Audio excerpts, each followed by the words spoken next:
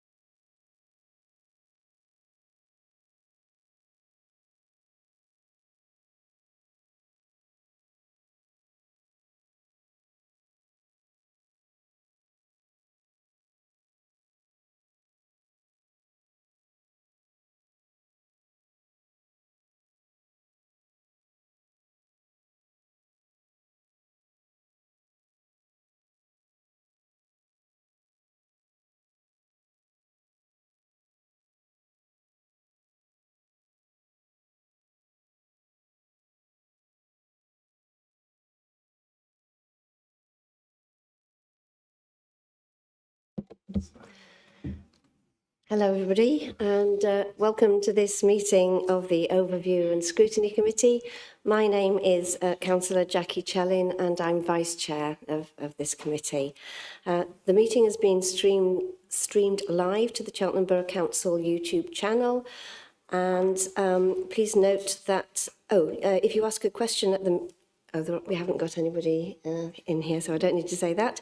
Please note a fire alarm test is not expected, so if the alarm does sound, please make your way to the nearest fire exit. So today we have apologies from Councillors Holliday, Joy and Smith. And I'd like to ask if there's anybody who has a declaration of interest. No. No? Okay, thank you very much. The minutes of the last meeting held on the 24th of February are available for scrutiny. Anybody got any comments or amendments on those? In that case, I'd like to move to approve the minutes. So could you show your hands, those of you who were here and can approve the minutes from the last meeting? Yeah, okay, that's 4 of us. Thank you.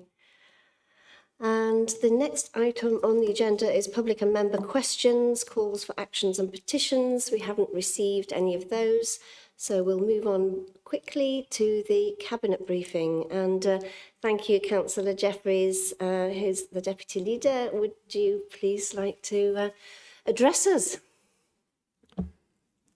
Thank you, Chair. As you know, the leader would normally undertake these briefings to ONS, but I have the pleasure of being here this evening. Unfortunately, I've got nothing from the to brief this evening. Only the one item from my cabinet colleague. This is in relation to the HRC, which I know that ONS are monitoring. And he says he hasn't got much of an update other than the fact that they're waiting until they get to the end of the project report, which will obviously give ONS colleagues more information and data. And one of the things they're particularly hopeful they may get hold of is booking data from Wigmore Farm, which will obviously give you guys some interesting things to talk and discuss about. And it's also worth saying, apparently, that he's met with partners and potential waste collections about disposal options. So that's for disposal options at the curbside and elsewhere. So nothing specific, just that it's being worked on vicariously. So I'm sure you'll delight in that report when it finally arrives in due course. Other than that update from my cabinet colleague, on that item, I've got nothing further to share, but I'm happy to take any questions. If I can answer them, I will. If not, I will provide answers in due course. Thank you, Chair.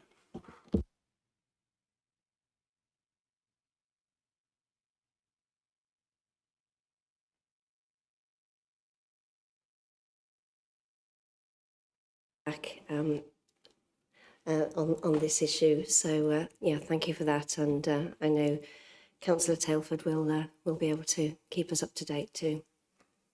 Okay. Thank you very much. So I'm going to ask for indulgence to change the order of items on the agenda, if that's all right with members, because we've got Richard and two of our guests for the item on the collection development policy. We'd like to move on to that straight away, so that they're not kept waiting for too long. So thank you very much for that.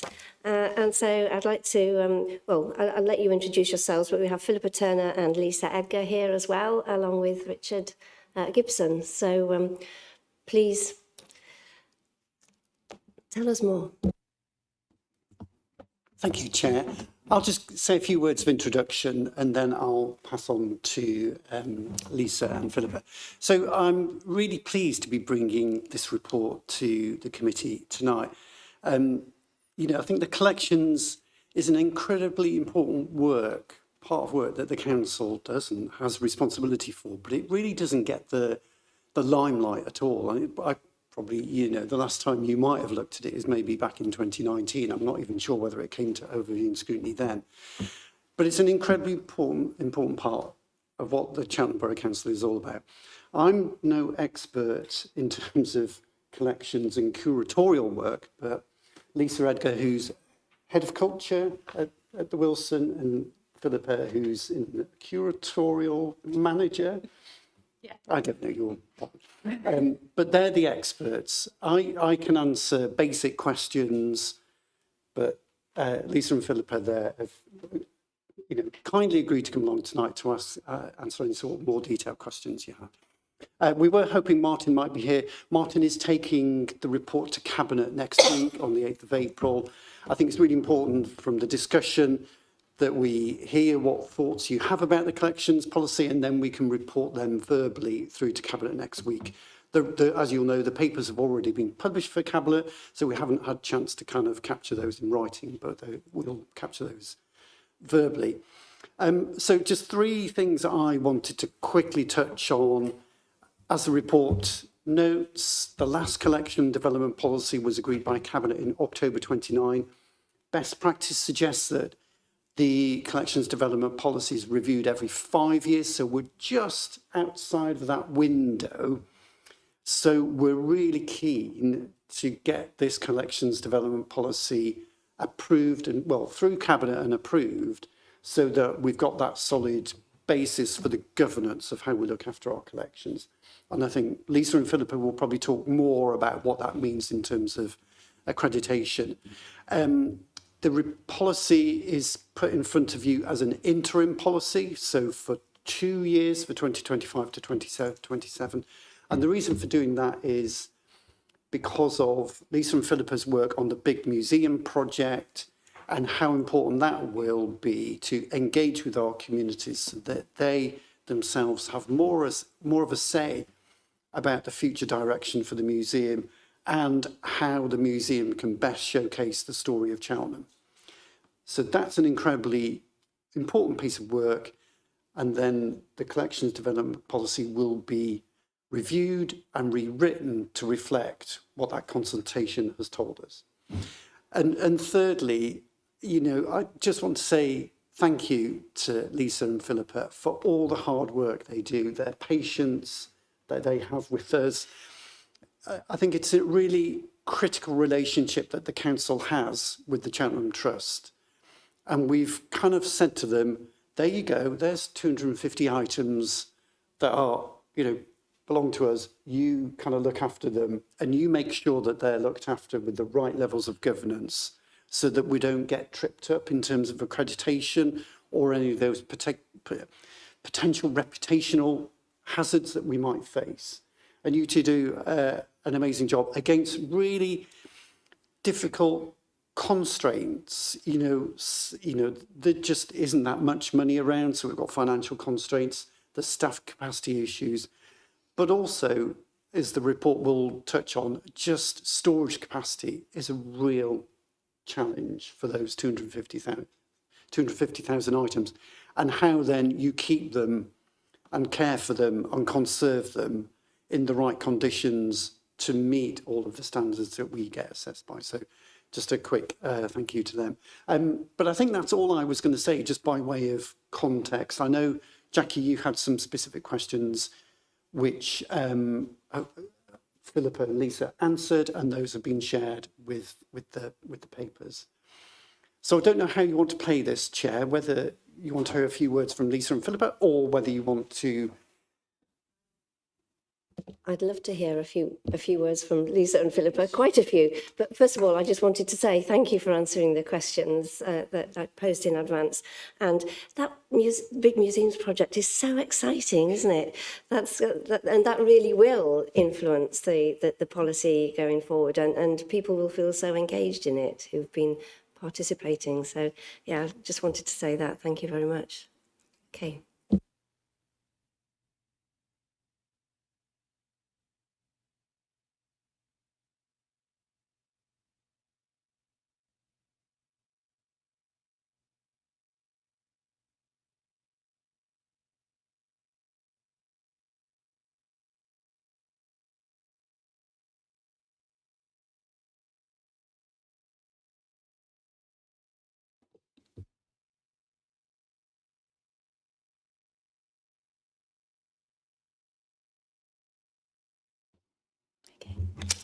Okay, can you hear me now?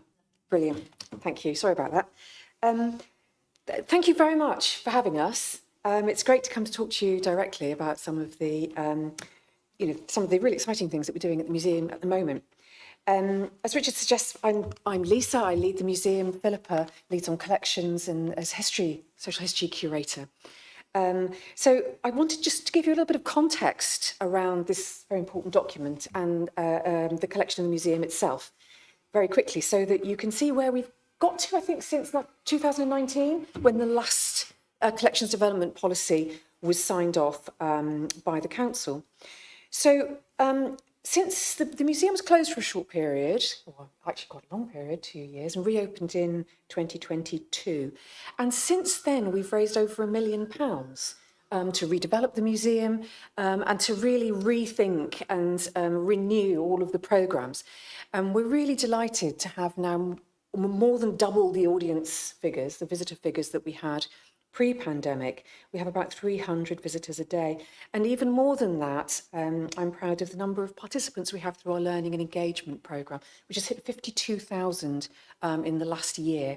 So we're engaging with just about every school in Gloucestershire, and we engage with participants, individuals, colleges, community groups across the region all of the time. People come to the museum to look at the collection, as well as the visual art programme that we have.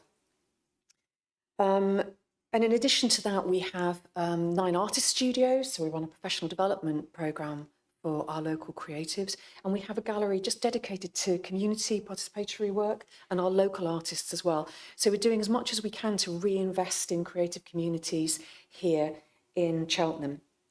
But the collections that we look after, as Richard says, number about 250,000. And one of the big issues that we've had is that we haven't been able to display them. So the really important things for us are displaying those collections, caring and conserving those collections, storing them, safely and securely. We do that over 3 sites at the moment. And since 2022, we've kind of reopened half of the museum. But we're still raising money at the moment to reopen our Victorian wing, our new museum wing galleries, which house the collections. As part of that, we've now got 4 brand new lovely galleries that we were able to fund with a grant from DCMS, part of the Museums Improvement Fund, with help as well from local charities. We've also made 5 new stores. Yep. So it means that we've been able to address a lot of the kind of legacy storage problems that we collectively have had over many years to create some really high quality storage for our collections actually in the Wilson building, just around the corner. But before we go ahead and sort of redisplay our collections, which, to remind you, span ancient history and geology, natural sciences, archaeology, world cultures, as well as fine art and decorative art. That's a lot to get into 4 galleries. And in the past, people in Cheltenham have only really seen about 5% of their collection. And the rest of it has been in really deep storage. And we have a lot of questions about a lot of the objects that people are familiar with, that they remember from visiting the Wilson in the past.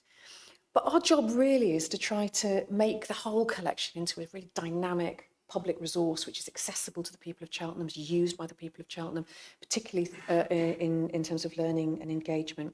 So we applied for a grant from the National Lottery Heritage Fund. We were awarded just under £200,000 to do this big public consultation, just to get a real mandate from our communities to say, you know, what do you want from your museum and your collection going forward? How do we redisplay the new museum wing in a way that is meaningful to you? And what do you want to see on display?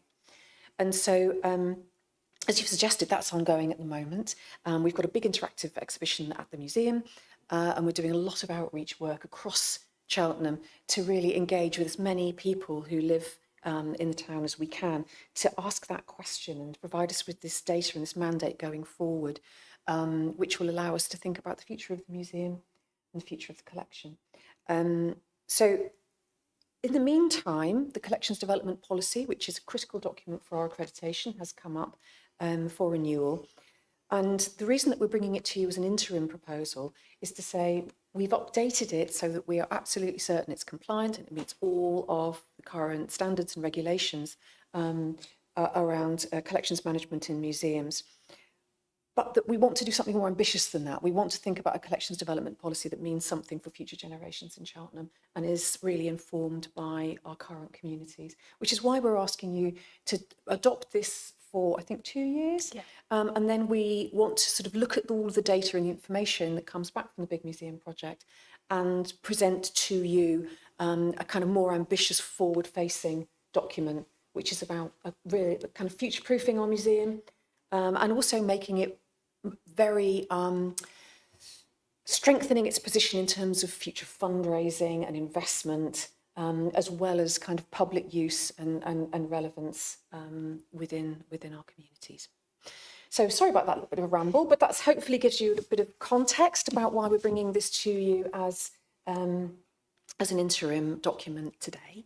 And Philippa has done a great deal of work in all of the detail in that document. And so we're just here really to answer any questions that you have about the document and about future plans.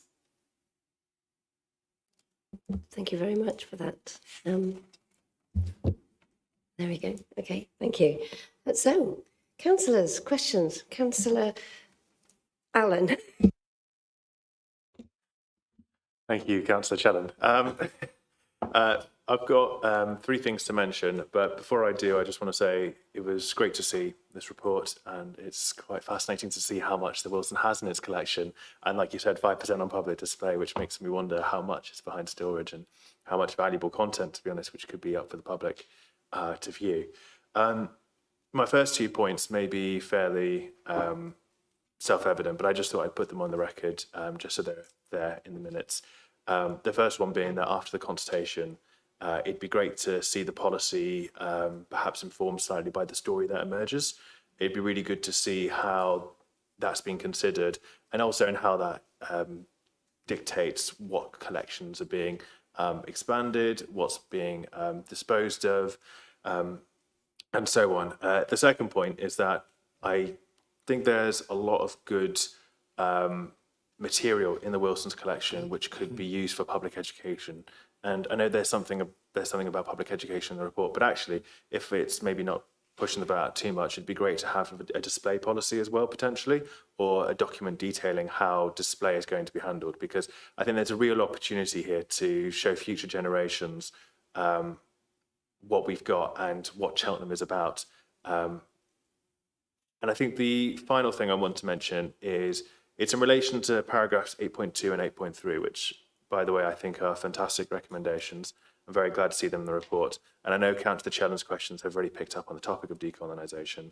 But I'm just wondering if there's been much discussion around the removal of several items that do not represent the immediate local area. For example, those collections containing items from colonial conquests. Because I'm thinking in particular about the archaeological exhibition, which is particularly constrained, and the collection. I'm just wondering if there's any potential of, possibly expatriating the items if need be, should they have been stolen from other countries. But if not, then maybe even moving some of these items to other collections in the UK, because there's obviously an argument to say that, having exposure to items from other cultures is formative in making more tolerant liberal citizens. But it'd just be interesting to know if this has been considered, as the large number of developments coming forward, particularly in greenfield areas in Cheltenham over the coming years, could see more archaeological discoveries and therefore more need for this room going forward. Thank you.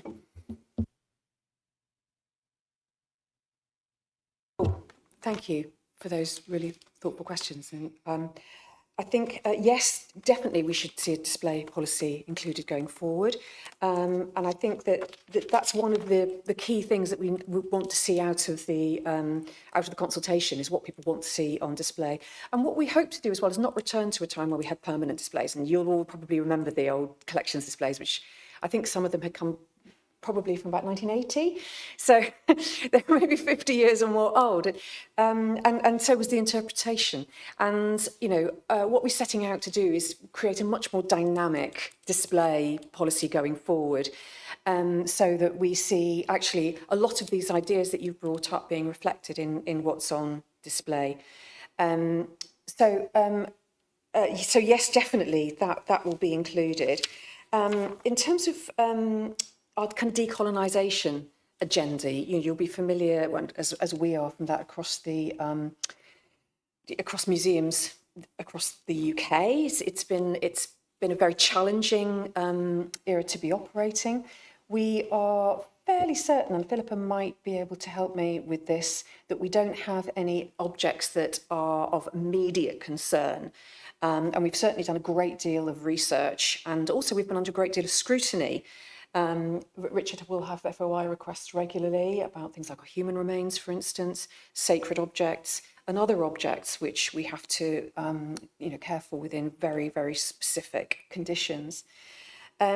We have worked in consultation with partners at Oxford Museums, Liverpool Museums, and National Museum Wales in terms of how we treat our world, what we're calling our World Cultures Collection, and what that means to our audiences. I think it would be amazing if what came through this consultation was that we did want to possibly repatriate one or two objects. And I think that would give us a great opportunity, for instance, to form some really new international links. And I think that there would be a great deal of community interest in that, and we could turn it into a very positive project going forward. So, if you want to say anything about that, Philippa.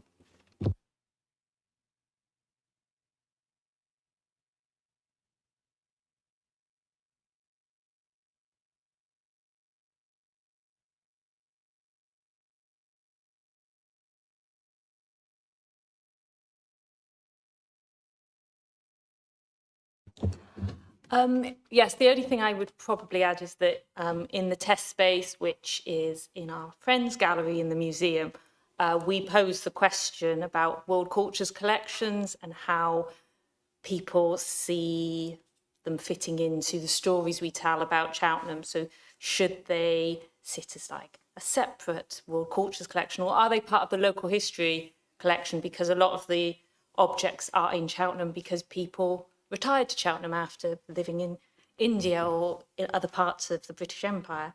So we really want to find out from our audiences how they feel about world cultural collections and how they want to interact with them and where they see them sitting within the museum. So it's very much a consultative process, trying to find out actually, something in the museum might be representative of a culture that they then can share their story and how it impacts them, and we can have a different perspective and a different narrative about an object that's been on display before. So I think that's where the Cheltenham's Big Museum project is such an important part of our work in the Wilson, is just making sure that we are listening to our audiences and the communities of Cheltenham, because we are there to serve them. Thank you. That's really, really helpful. And thank you for your questions, Councillor Allen. Councillor Day? Well, just like to say thank you for a really kind of interesting report, which made me think about things that, to be honest, I've never really thought about before, although I've visited, the Wilson many times. One question I just would like you to talk about, which I think actually applies probably to every museum in the country, and it almost sounds like a kind of philosophy exam question maybe, is with 250,000 objects, is, if an object is never seen, never touched, does it actually exist? And so I'm just curious as to, as curators, what your thoughts are around that, because, I imagine, you've only have the capacity to display 5%. So there must be a lot of objects which, will be seen very rarely, if ever. And then linked to that, my second question is in terms of the acquisition policy, is how discerning, like that should be, given you already have 250,000 objects to look after and preserve. So thank you. Okay, I think it's worked. Thank you. Yeah, two more really interesting questions. I think you're right. It's that notion of if it never comes out of storage, it's a bit like Schrodinger's collection, right? It's in terms of a philosophical question, does it really exist? And that's something that we're very aware of. And there are lots of ways, we can't necessarily bring every object out, but we can bring key objects out which represent groups of objects. So many of those 250,000 objects, for instance, are archaeological. So we might say, we have many coins that are from a hoard, which would be similar. We may need to show just one or two, or flint arrowheads, or something like that. So it's really important that we have a representative sample of what's there, that we keep changing it over. But also, although there are the objects on public display, we attempt to make all of those objects accessible for research. So you can visit the museum, you can book a research day, you can come into stores. And one of the reasons that we need to improve our storage is so that we move towards having much more accessible storage so that those objects are available for research. And in addition to that, I think once we've got better spaces, for us it's about priorities. Is where do we start to bring the collection alive and make it public facing? Our first priority has been to adapt those spaces, to improve storage. Our next priority is going to be looking at digitising a lot of the collection. So that's probably going to be the basis of a lot of our fundraising activity, so that people are able to have a better online experience of the collection, and you can start to index it better. And little by little, we hope to really improve not just access but interpretation around each object. You mentioned before about decolonisation, and for us there's no sort of quick route towards that objective with the collection. It's really about doing it object by object and considering each one, and the meaning surrounding each individual object. But we are doing it methodically, and there is a sort of clear line of priorities within that, and hopefully that will come out through the consultation in terms of those priorities. Your second question about acquisitions, and I think really sadly, since I joined the museum in 2022, we've more or less had a moratorium on collecting because of issues around storage and resources. And for me, this is a great problem, because the moment we take advantage of the kind of foresight and care of our predecessors who collected things that were important to Cheltenham's history, not just necessarily historically, but things that were happening at the time.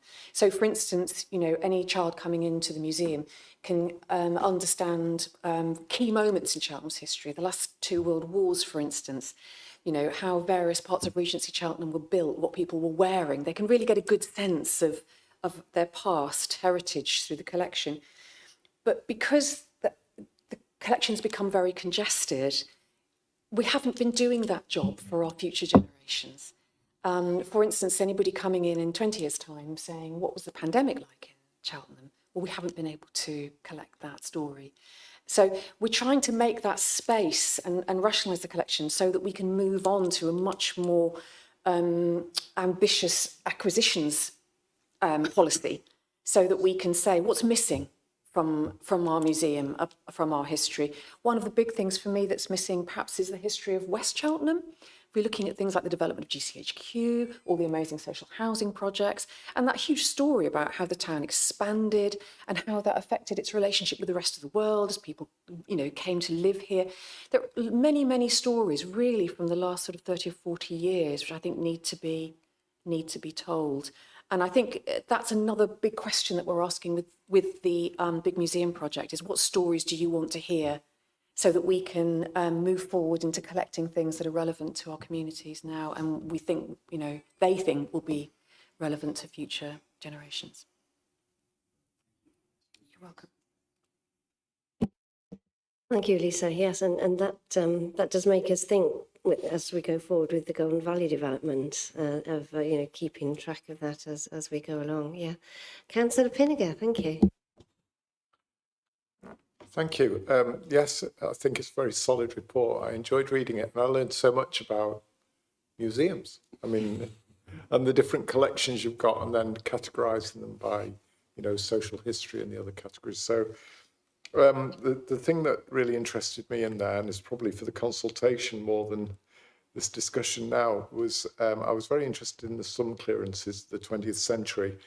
And when it comes to decolonisation, I was intrigued to hear about, it's very popular for colonial administrators and military personnel to retire here. And I know that if you're going to decolonise your collection, there's a big story there, because I understand the empire was not kind to those people either. And there would be quite some history around how they were when they got back. So I'm really interested to see that. But overall, I think the others have asked the questions that I had written down. The only other one would be, are you confident that everything's in this policy, and that when you have day-to-day questions, it answers them? Is everything there for you? Yes, thank you for that question. I feel very confident about the policy. It's a structure which is developed by Arts Council England, which each individual museum who is accredited adapts according to their collection. So it does make you think about human remains, repatriation, as like your disposal policy as you're going through. And it is a working document and a living document. So we do refer to it regularly. If someone came to us saying, I've got this object, you compare it to the collections development policy, and we've got a collections impact form as well, which we've developed, which is a series of questions, making sure we've done our due diligence about accepting the object. So, does it tie in with our collection development policy is the first question. And if it doesn't, so if someone's brought us something from Cirencester, we can say, well, this doesn't fit in with the story we tell in the museum. If it's is Cheltenham related, we need to work out, the cost of looking after it, the ongoing storage. So all those questions are asked as part of the collection impact form, and the collection development policy and the two other policies inform our direction of travel with looking after the collection and managing it. And we work closely with Arts Council to feed into their consultations when they ask about for feedback about the policy or about accreditation at the moment, particularly as they're going through some changes with the accreditation process to make it easier for museums to apply and a better user experience to really enhance the scheme. So we're really working closely with them at the moment on that.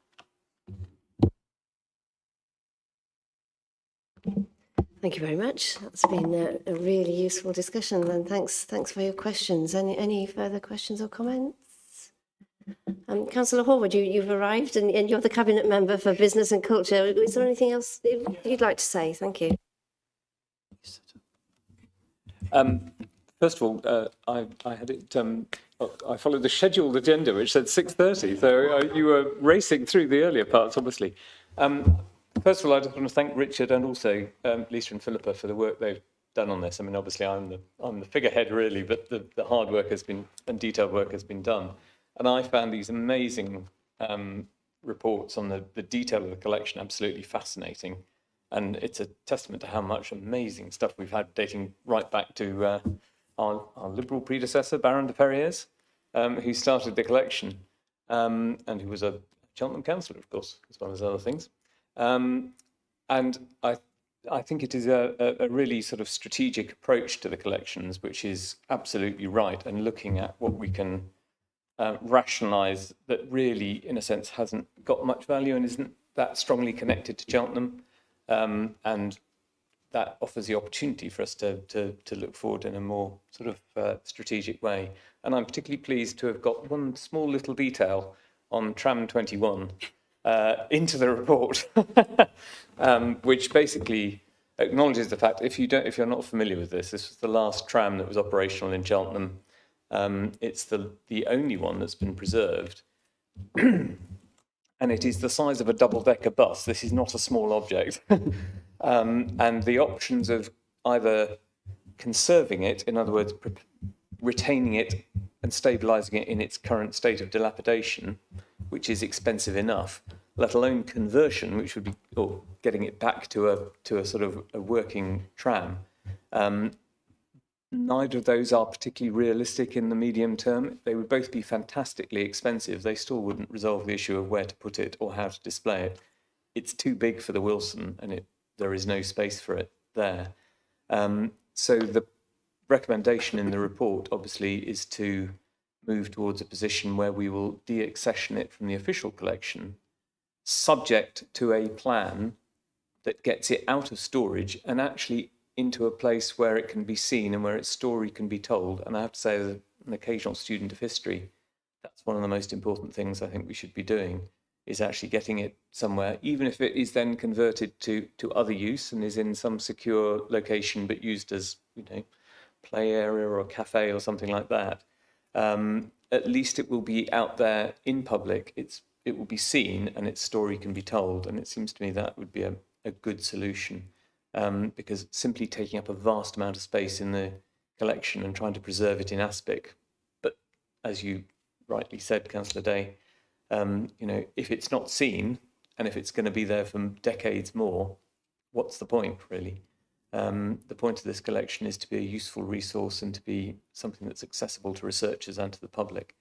And I think Lisa's plans about digitisation are also really exciting. Once researchers and members of the public can actually see what's in the collection by going online, then that opens up whole new possibilities. So I think it's very exciting. And thank you for your questions. And I'm sorry I missed most of them. Thank you, Martin. Sorry, I've got to confess, we came to this item more or less straight away because we didn't want Lisa and Philippa to be hanging around too long. So sorry about that. But thank you for that. That's really, really helpful. Okay, then, in that case, we thank Philippa and Lisa and Richards and Martin for coming along and enriching our lives with talking about the collection development policy. Being a librarian, we have collection development policies too, so I am very interested to see how it works for objects as well as things that you read. Thank you.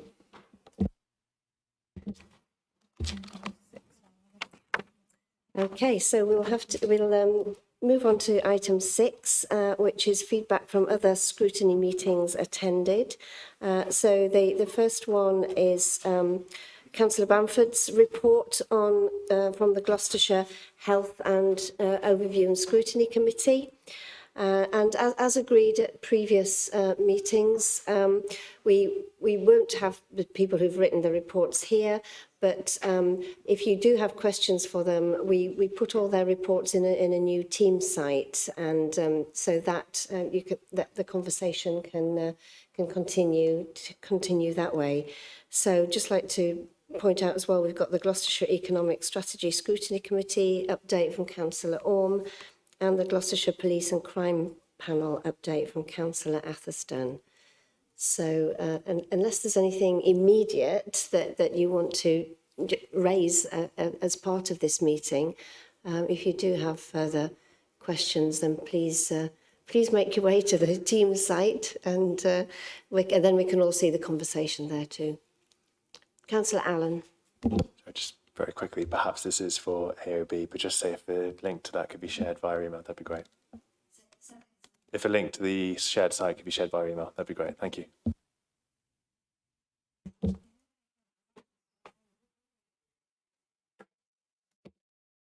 I think if I may, so if you want to direct any questions, we can then direct them to the individuals that have written the reports. So I don't think it's necessarily that it's open to everybody, but if you want to, then we can share those, and then we'll make sure we get the answers back to you. So if there's any questions, please let us know, and we'll make sure they get to the right person.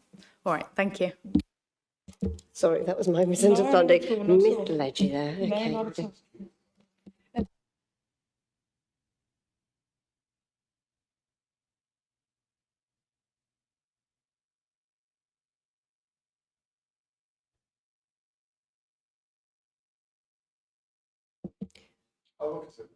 Yeah. Well, if you have questions, if you come through the committee, is it direct? Go through the Democratic Services for any questions, and they'll be able to direct them to the authors of the reports. Okay. Thank you. Number 7 is matters referred to the committee, and there haven't been any this time. There are no other scrutiny task groups that have been that are active for us at the moment. So I think that then takes us over to item 10, which is the review of the scrutiny work plan.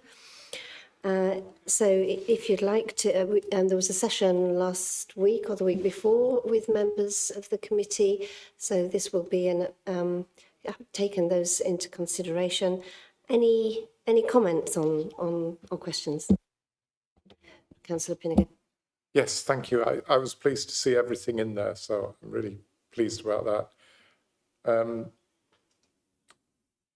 Yeah, that's, I think, it. It's just, I'm a little bit concerned at the moment, and it's been in the news quite a lot.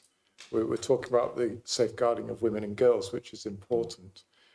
But I believe that young men are being exposed to online content, and there's a growing problem with that. So that's not in this work plan, but maybe we should consider it.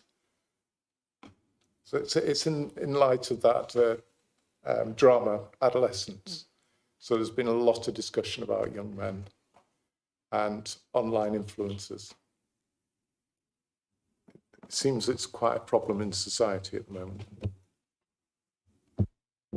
Thank you. I'd like to throw that back to the rest of the committee and see what you think about that. No, just to say I completely agree with Councillor Pinniger. I think it's a two-force effort of helping to improve safety for women and girls in the borough, which the council is doing great work addressing. And I think also in terms of, I think de-radicalisation in general is incredibly important. And I think particularly for men in what can be a very toxic environment online. I think a lot of it is down to purposes, and I think a lot of it will come through support we give to community centres, to third parties like charities, and also to religious organisations as well, who can provide a strong sense of purpose for a lot of people who are very clearly lacking it. But also I think there is a good amount of work that the council can do in supporting education and education initiatives. I mean, even things like, for example, supporting the Collections Trust and a display policy in terms of educating people about where we are and who we are is incredibly important. So it's a very holistic thing. But I'm with Councillor Pinniger that it would be interesting to see this detailed in some at least preliminary report. Thank you. And Councillor Chandler?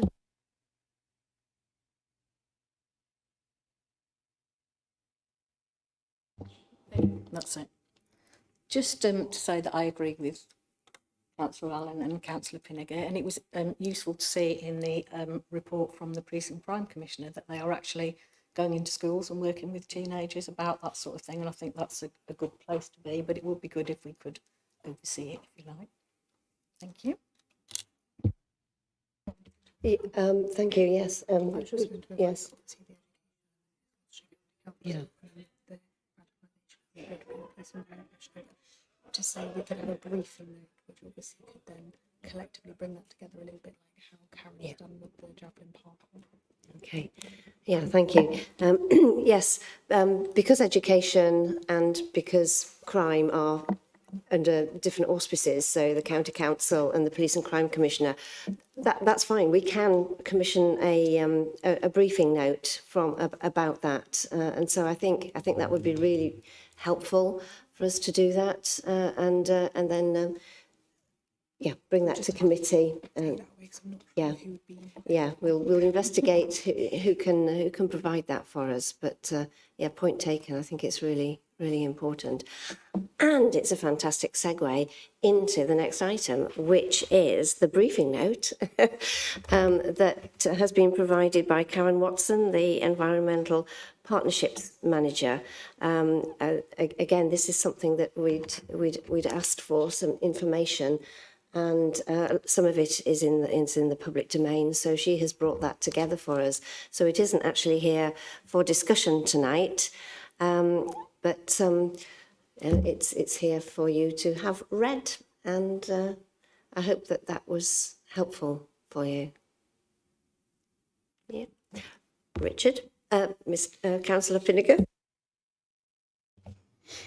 Yes, thanks. And there were some useful links on there. I appreciated it. What we didn't manage to get in time was the Environment Agency data on actual carbon emissions, because they, like it says in the report, they don't need to report them until next year. But I know they've been measuring them, and in 2021 and 2022, I managed to get the Environment Agency reports, and in 2022 they released 179,000 tonnes of CO2. And they are, and it was in the BBC, there are one of 56 active incinerators and 18 more are under construction. So I feel that this is quite urgent, and I wanted it in the public domain. But the other point I wanted to make actually is that the reports from the industry say that we emit less carbon than landfill sites. But landfill technology is already cutting their emissions. Modern landfills capture methane gas and turn it into energy. Most councils already compost their food waste, which stops it rotting and releasing gas in the first place. And these aren't future ideas, they're solutions that are working now. Also, landfill stores carbon. So instead of burning it into the atmosphere, you're burying it. So that's automatically better. So, yeah, I just wanted to point out those few things that we're really going to have to get a handle on this over the coming years. Thanks. Thank you, Councillor Pinniger. Councillor Allen. Yeah, to echo Councillor Pinniger's concern, I think there's a lot to be said for energy from waste, but there's also a lot to be said for landfills. And I think if we're going to do EFW properly, we have to have carbon capture, utilisation and storage. And for that, it requires an at least 2 to 3 year DCO process, which the local council has very little representation over. And I think, you know, it should have been considered as part of the application, but I guess that's a conversation for a different day. But just to put that on the record. Thank you, and I do appreciate the extra information that you've both provided there, which obviously can go on record. Councillor, oh, another thing. Sorry, it's this carbon capture and storage isn't a working technology. It hasn't been proven, and it uses a lot of the energy that you would get to actually run the system. It's just physics, really. Thank you. I understand that the partnerships manager would be prepared to do an information session if you did want some more discussion about this. We have very little influence, and we will be moving to a unitary authority. The only thing that I think we can practically do now is drive up our recycling rates, because everything we recycle does not get incinerated into the atmosphere. So the more recycling we can do, the less we pollute the atmosphere. And I think that's certainly on the plan for Councillor Tailford, isn't it, and the council as a whole. So we're all agreed on that, which is excellent. Okay. Anything else on Karen Watson's report?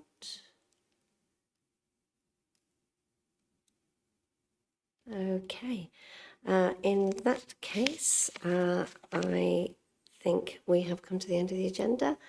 And I suppose the next thing to say is that the date of the next meeting will be held on the 19th of May, because the meeting scheduled for the 28th of April was cancelled because very close to the elections. So 19th